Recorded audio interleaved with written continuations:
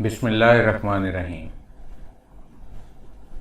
Class 9th, subject biology और chapter 2। तो बच्चों, आज हम चैप्टर 2 स्टडी करेंगे क्लास 9 का, और ये बहुत ही इम्पोर्टेंट चैप्टर है और गालिबन ये किताब का सबसे लेंथी चैप्टर भी है, बहुत बड़ा चैप्टर है। और अगर आप देखें, इसमें सबसे पहले इसका नाम आप देख लें, स्ट्रक्चरल ऑर्गेनाइजेशन यानी साख्ती तंजीम इसका नाम है। और अगर हम इसके टॉपिक्स को क्लासिफाई करें तो बेसिकली इसमें 4 टॉपिक्स हैं। फर्स्ट आप सेल के बारे में पढ़ेंगे, इसमें सेल का स्ट्रक्चर, उसके फंक्शन और सेल डिवीज़न, जिसमें माइटोसिस, मियोसिस, ये सब चीज़ें शामिल हैं। उसके बाद आप टिश्यू पढ़ेंगे। टिश्यू जो है वो कलेक्शन ऑफ सेल है, और आप जानते हैं कि टिश्यू की स्टडी को हिस्टोलॉजी कहते हैं। इसमें हम प्लांट टिश्यू और एनिमल टिश्यू दोनों स्टडी करेंगे। उसके बाद है एक प्लांट है ब्रासिका कैम्पेस्ट्रिस, ये एक्चुअली मस्टर्ड प्लांट है, जिसे उर्दू में सरसों का पौधा कहते हैं। तो इस पौधे को आप इंटरनली और एक्सटर्नली स्टडी करेंगे, जिससे आपको एक आइडिया होगा कि प्लांट, एक टिपिकल प्लांट कैसा होता है। उसके बाद 4th आपका टॉपिक है फ्रॉग यानी मेंढक, और इसमें आप मेंढक के बारे में तफसील से स्टडी करेंगे। ये भी एक टिपिकल एनिमल है, और इसके हवाले से आप एक टिपिकल एनिमल को स्टडी करेंगे। और किसी हद तक चूँकि इसके सिस्टम इंसान से मिलते जुलते हैं, तो एक आइडिया आपको होगा कि इंसानी जिस्म में किस तरह के स्ट्रक्चर्स होते हैं और उनके किस तरह से फंक्शंस होते हैं। ये एक जायज़ा है चैप्टर नंबर 2 का, यानी इसमें 4 टॉपिक हैं जो आपने स्टडी करने हैं। तो हम आगाज़ करेंगे सेल से। तो सेल के हवाले से, सेल को स्टडी करने से पहले सेल थ्योरी एक टॉपिक है जो कि पढ़ना बहुत ज़्यादा ज़रूरी है। सेल थ्योरी क्या है? ज़ाहिर है, नाम से ज़ाहिर है कि ये एक थ्योरी है यानी नज़रिया है। इसमें इसके मुताबिक ये है कि every living organism is made up of cell. हर जानदार शय जो है वो सेल से बनी है। आप भी सेल से बने हैं। ये आपको हो सकता है हैरत अंगेज़ बात लगे, लेकिन आपका जिस्म भी सेल से बना है, और कई बिलियन सेल्स हैं। ये सेल इतना छोटा होता है कि आप इसको देख नहीं सकते। तो सेल के बारे में जो बेसिक थ्योरी है उसे हम सेल थ्योरी कहते हैं। पहला नाम है श्लेडन, ये 1838, और दूसरा है शॉन, ये है 1829, और तीसरा है रुडोल्फ वर्चो। गालिबन ये शॉन जो 1839 है, इसकी करेक्शन कर लीजिएगा। तो ये तीसरा जो साइंटिस्ट है वो रुडोल्फ वर्चो है, 1858। इन्होंने जो पॉइंट्स इस सिलसिले में पेश किए वो पोस्टुलेट्स कहलाते हैं। तो ये सेल थ्योरी के 3 पोस्टुलेट हैं, और इनको आप साइंटिस्ट को भी आप देख लें। ये जो तीनों साइंटिस्ट हैं, श्लेडन, शॉन और रुडोल्फ वर्चो, इनकी ये आप फोटोग्राफ देख रहे हैं। इससे पहले 2 और साइंसदान भी हैं जिनका जिक्र हम आगे चल के करेंगे। एक तो रॉबर्ट हुक है और दूसरा है लियोनहॉक। इन्होंने सेल के बारे में सबसे पहले बेसिक इन्फॉर्मेशन दी थी। खासतौर पे रॉबर्ट हुक ने सेल डिस्कवर किया था, और लियोनहॉक ने चूँकि लेंस माइक्रोस्कोप का बहुत अच्छा इम्प्रूव किया था, तो इस हवाले से इसकी जो कंट्रीब्यूशन है वो काफ़ी ज़्यादा अहम है। तो अब हम आते हैं सेल थ्योरी के पॉइंट्स की तरफ। ये 3 पॉइंट्स हैं। फर्स्ट पॉइंट है कि all living organisms are composed of 1 और मोर सेल्स। यानी जितने भी जानदार हैं दुनिया में, चाहे वो बैक्टीरिया हो, चाहे वो अमीबा हो, चाहे इंसान हो, प्लांट हो, कोई भी हो, वो किससे बना है? सेल से बना है। तो every living organism is composed of cell, and this में भी 1 सेल और मोर देन 1 सेल। उसके बाद सेकंड पॉइंट पर आप आएँ तो ये है the cell is the smallest basic structural and functional unit of all organism. ये पॉइंट जो है ये सेल की डेफिनेशन भी अक्सर कहलाता है कि cell is the fundamental structural and functional unit of all living organism. यानी ये साख्ती और फेली इकाई है। बिल्कुल ऐसे ही आप समझ लें कि जैसे एक बिल्डिंग है वो ईंटों से मिलकर बनती है, तो ईंट जो है वो उसका एक यूनिट है। बहुत सारी ईंटें हम जोड़ते हैं तो वो बिल्डिंग बन जाती है। तो उसका स्मॉलेस्ट यूनिट अगर कोई पूछे तो वो क्या होगा, वो उसकी ईंट होगी। इसी तरह टाइलों का जो फर्श है तो उसकी हर टाइल उसका एक यूनिट है। और इसी तरीके से और बहुत सारी चीज़ें हैं जिसका आप एक छोटा सा यूनिट ले सकते हैं और उन्हीं यूनिट से वो चीज़ बनती है। तो लिविंग थिंग्स जो हैं उनका जो यूनिट है वो क्या है, वो सेल है। उसके बाद थर्ड पॉइंट है, new cells are form by the division of pre existing cells. यानी नए सेल जो हैं खुद ब खुद नहीं बनते, बल्कि ये पहले से मौजूद सेल से पैदा होते हैं। और ये पॉइंट जो है ये बेसिकली रुडोल्फ वर्चो ने पेश किया था 1858 में। और इससे ये कंफर्म हो गया कि सेल खुद नहीं बन सकता, खुद ब खुद वजूद में नहीं आ सकता। जाहिर सी बात है कि यहाँ एक सवाल पैदा होता है कि दुनिया का पहला सेल कैसे वजूद में आया है। तो वो एक्चुअली इसका जवाब ओरिजिन ऑफ लाइफ के टॉपिक में है, वो हम बाद में कभी पढ़ेंगे इंशाल्लाह ओरिजिन ऑफ लाइफ डिटेल में। इससे पहले चैप्टर 1 में हमने हल्का सा उसको टच किया है, लेकिन ज़ाहिर है वो 9th के लेवल के लिहाज से वो बहुत ही हल्का सा है। बाद में हम इंशाल्लाह बड़ी क्लासेस में इसको डिटेल में पढ़ेंगे। ये है सेल थ्योरी। सेल थ्योरी के तीनों पॉइंट एक दफ़ा फिर देख लें। पहला पॉइंट ये है कि तमाम जानदार सेल से बने हैं। दूसरा ये है कि सेल हर जानदार का बेसिक स्मॉलेस्ट यूनिट है, स्ट्रक्चरल यूनिट और फंक्शनल यूनिट। और तीसरा ये कि सेल खुद ब खुद नहीं पैदा हो सकता, बल्कि वो पहले से मौजूद सेल से ही वजूद में आता है। सेल को चूँकि स्टडी करने के लिए एक डिवाइस की ज़रूरत होती है, तो इस पर पूरा एक टॉपिक है आपकी किताब में, माइक्रोस्कोप। माइक्रोस्कोप जिसे उर्दू में खुर्दबीन कहते हैं, ये क्या है?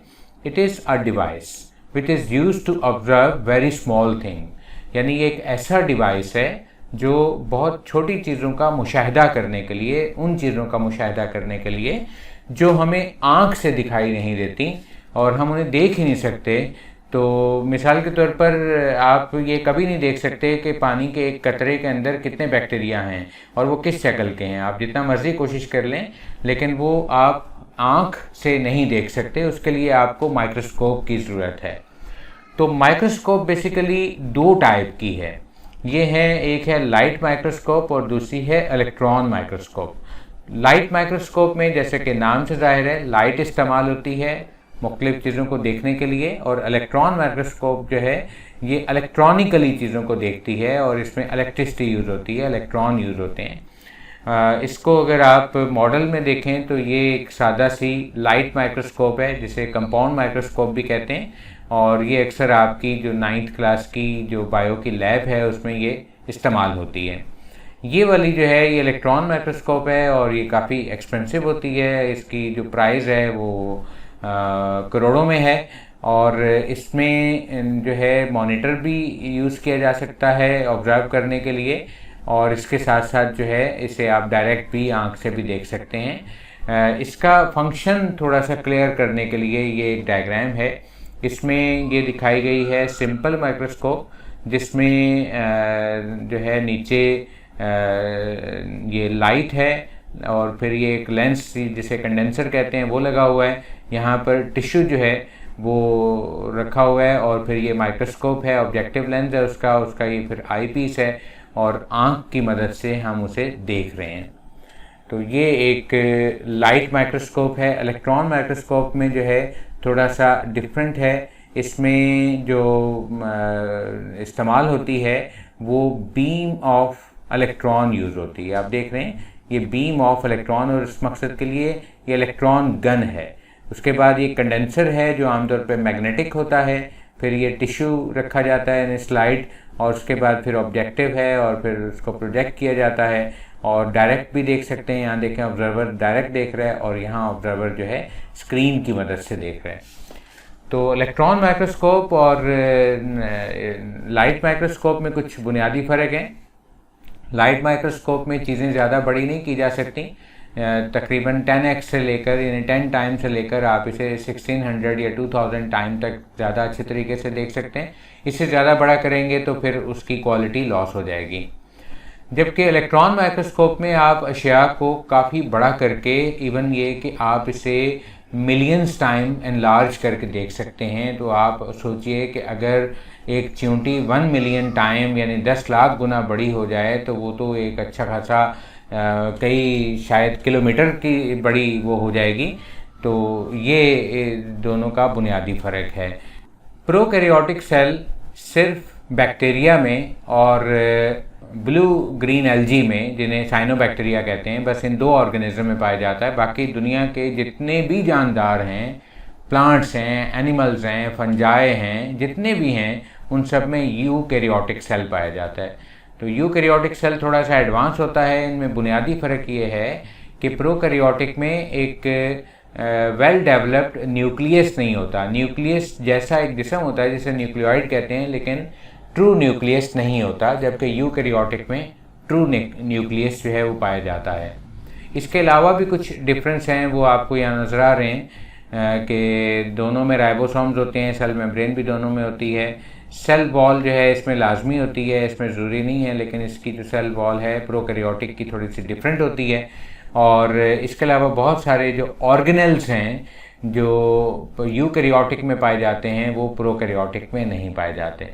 इनके डिफरेंस को अगर आप देख लें तो प्रोकैरियोटिक का जो डीएनए है वो नेकेड सर्कुलर होता है और उसमें इंट्रॉन नहीं होते। ये इंट्रॉन हम बड़ी क्लासेस में पढ़ेंगे ये क्या चीज़ है। यूकैरियोटिक में जो डीएनए है उसमें प्रोटीन होती है और ये लीनियर होता है और इसके अंदर इंट्रॉन होते हैं। दूसरा फ़र्क ऑर्गेनेल्स का है।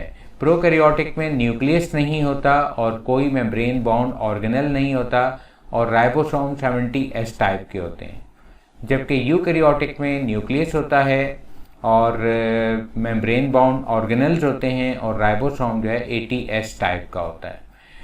रिप्रोडक्शन पे आ जाएं तो प्रोकैरियोटिक में बाइनरी फिशन होती है, जबकि यूकैरियोटिक में माइटोसिस और मियोसिस होता है। फिर इसमें सिंगल क्रोमोसोम पाया जाता है और यूकैरियोटिक में क्रोमोसोम पेयर्स की फॉर्म में पाए जाते हैं।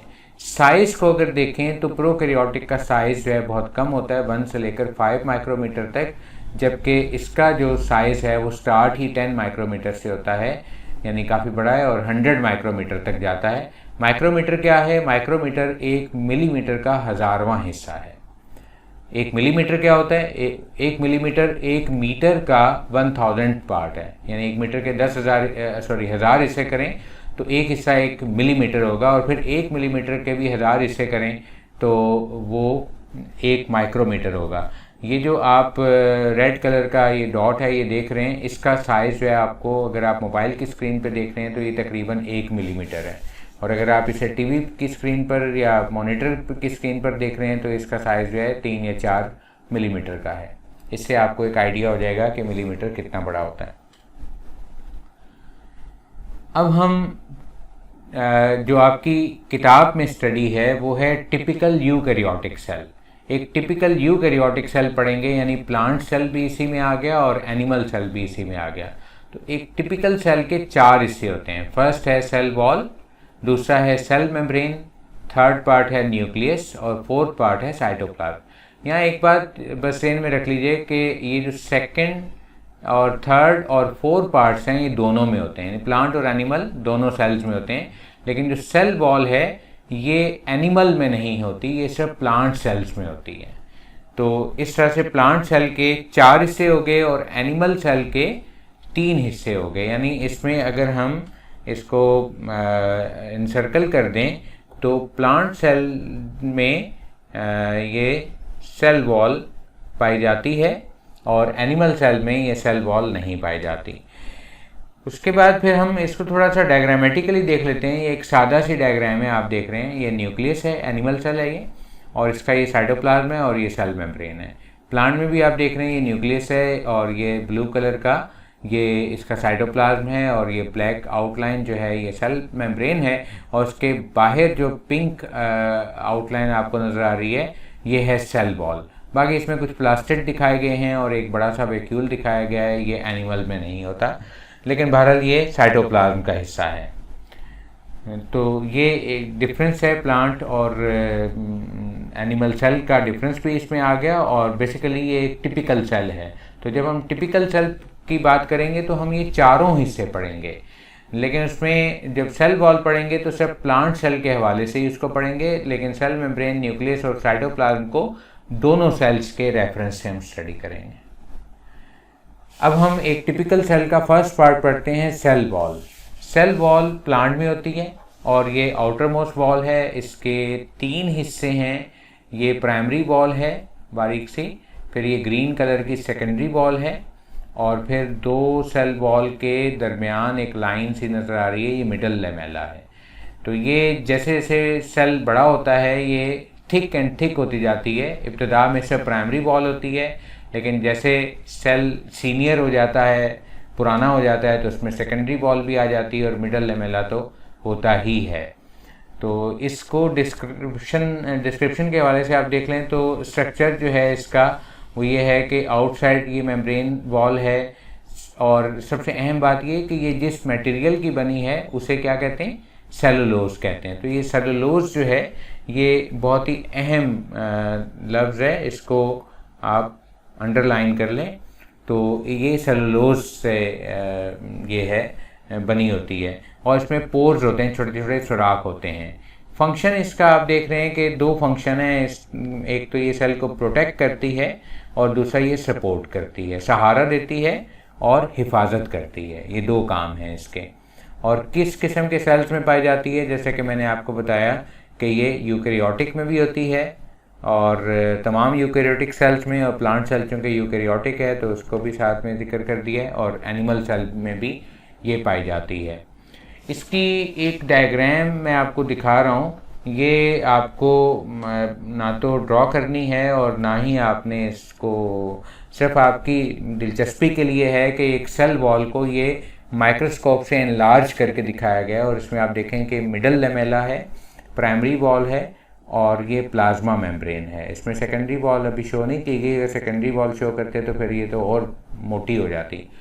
तो ये आप देख लें कि इसमें सेलुलोज के ये लंबे लंबे फाइबर्स हैं, रेशे हैं, फिर और बहुत सारी चीज़ें, हेमी सेलुलोज हैं, कुछ प्रोटीन भी है, पैक्टीन है, और इस तरह बहुत सारी चीज़ें इसमें पाई जाती हैं। तो ये सेल वॉल है, और इस इतने बड़े बड़े गैप्स होने की वजह से ये वाटर को आसानी से एब्जॉर्ब कर सकती है। नेक्स्ट पार्ट है सेल मेम्ब्रेन। सेल मेम्ब्रेन के में आपको ये एक ब्यूटीफुल सा एक डिज़ाइन नज़र आ रहा है। ये कोई फूल नहीं है, ना ही ये कोई डिज़ाइन है, बल्कि ये सेल मेम्ब्रेन है। ये सेल का अंदर का हिस्सा है ये वाला सारा, और ये जो है सेल का बाहर का हिस्सा है। बीच में ये सेल मेम्ब्रेन है, और सेल मेम्ब्रेन को आप देख रहे हैं कि ये डबल लेयर्ड है, 2 लेयर हैं। ये एक्चुअली फॉस्फोलिपिड की लेयर होती हैं, तो ये 2 लेयर हैं। एक अंदर की तरफ की लेयर है और एक ये बाहर की तरफ की लेयर है। तो अगर मैं इसको पेन से मार्क करूं तो ये जो है इसकी 2 लेयर, एक इसकी ये चल रही है, ठीक है, बाहर की तरफ, और दूसरी जो है इसकी ये अंदर की तरफ की लेयर चल रही है। 2 लेयर है, ठीक है। इन दोनों के दरमियान ये पिंक कलर का ये आप देख रहे हैं कि ये गैप है। तो ये है। अब इसके पार्ट्स की अगर बात करें तो ये डिस्क्रिप्शन की बात करें तो ये आउटर मेम्ब्रेन है और फॉस्फोलिपिड की बनी है, जैसे कि मैंने आपको बताया। फंक्शन में ये सेमी परमिएबल है, यानी ये कुछ मॉलिक्यूल्स को अलाउ करती है कि इसमें से गुजर जाएं, आर पार हो जाएं, और कुछ को रोक देती है। दूसरा ये है कि it controls the inward and outward movement of material. मुख्तलिफ मटेरियल का ये अंदर आना और बाहर जाना कंट्रोल करती रहती है। और इसके साथ साथ एक फंक्शन इसका रिसेप्टर भी है। ये सेल को एक्सटर्नल जो कंडीशंस हैं, बैरूनी दुनिया के हालात हैं, उनसे बाखबर भी रखती है। जैसे हमारी आँखें और हमारे कान जो हैं हमें दुनिया से बाखबर रखते हैं, इस तरह इसमें रिसेप्टर्स होते हैं। उनको हम बाद में इंशाल्लाह डिटेल में पढ़ेंगे। वैसे तो इसकी डायग्राम आपको डिटेल में बनाने की ज़रूरत नहीं, लेकिन आपकी दिलचस्पी के लिए मैंने ये डायग्राम दी है, जिसमें आप देख रहे हैं कि ये सेल मेम्ब्रेन की दोनों लेयर हैं, और इसके अंदर ये प्रोटीन के मॉलिक्यूल्स हैं जो कि आप बासानी देख रहे हैं। और ये मेम्ब्रेन का इनसाइड है और ये आउटसाइड है। तो बच्चों ये है सेल मेम्ब्रेन। उसके बाद हम आते हैं नेक्स्ट टॉपिक पर, न्यूक्लियस पर। तो न्यूक्लियस जो है वो आप देख रहे हैं, ये सिर्फ ये पूरा सेल नहीं है, ये न्यूक्लियस है, और इसके 4 पार्ट्स आपको नज़र आ रहे हैं। फर्स्ट पार्ट जो है न्यूक्लियर मेम्ब्रेन, ये सबसे बाहर की जो मेम्ब्रेन है ये न्यूक्लियर मेम्ब्रेन है, ये येलो कलर की आप देख रहे हैं। यस, ये न्यूक्लियर मेम्ब्रेन है। उसके बाद सेकंड पार्ट जो है वो न्यूक्लियोप्लाज्म है। ये जो अंदर येलो कलर का जितना भी मटेरियल है, ये सारा लिक्विड से आपको नज़र आ रहा है, ये इसका न्यूक्लियोप्लाज्म है। उसके बाद थर्ड पार्ट जो है क्रोमोसोम है। ये आपको जो धागा सा दिखाई दे रहा है, जैसे किसी पतंगबाज ने कोई उसका धागा उलझ गया हो, इस तरह से एक धागा सा आपको दिखाई दे रहा है, ये क्रोमोसोम है।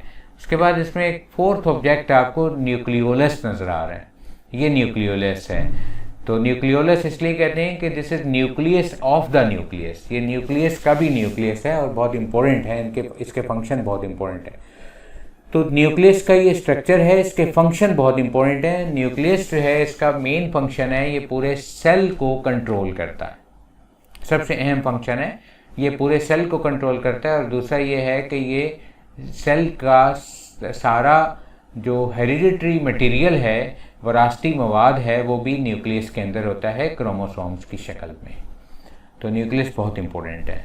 उसके बाद साइटोप्लाज्म पर आ जाएं। साइटोप्लाज्म क्या है? Everything which is present in between cell membrane and nucleus.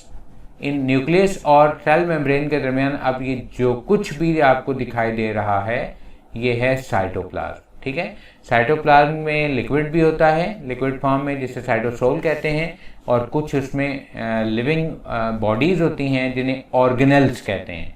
तो ये ऑर्गेनेल्स देख लें, ये माइटोकॉन्ड्रिया हैं जिनका काम है एनर्जी प्रोडक्शन। ये सेल की बैटरियां समझ लें, जो खुद ही अपने आप को चार्ज करती रहती हैं। दूसरा ये गोल्जी बॉडीज़ हैं या गोल्जी ऑपरेटस हैं या गोल्जी कॉम्प्लेक्स भी इसे हम कहते हैं। ये सेल में मुख्तलिफ प्रोडक्ट्स को सेक्रीट करता है। ठीक है, क्लियर हो गया ये बात। और उसके बाद फिर आप आते हैं ये सेंट्रियोल की तरफ। ये सेंट्रियोल जो कि दो होते हैं और मिलकर सेंट्रोसोम बनाते हैं, ये ज़्यादातर एनिमल सेल्स में पाए जाते हैं। उसके बाद ये एंडोप्लाज्मिक रेटिकुलम है, ये बहुत होता है, यहाँ तो थोड़ा सा दिखाया है डायग्राम में, ये पूरी बॉडी के अंदर, पूरे सेल के अंदर ये बिखरा हुआ होता है। तो ये सेल के प्रोटीन भी सिंथेसाइज करता है, इसके अलावा ट्रांसपोर्टेशन वगैरह का काम भी करता है, ये इसके काम है। इसके अलावा इसमें राइबोसोम्स होते हैं, ब्लैक कलर के आपको नज़र आ रहे हैं, ये राइबोसोम्स हैं और ये मिलियन एंड बिलियन में होते हैं और इनका काम प्रोटीन की तैयारी है। और इसके अलावा इसमें माइक्रोट्यूब्यूल्स हैं और माइक्रोफिलामेंट्स हैं, ये सेल के साइटोस्केलेटन हैं।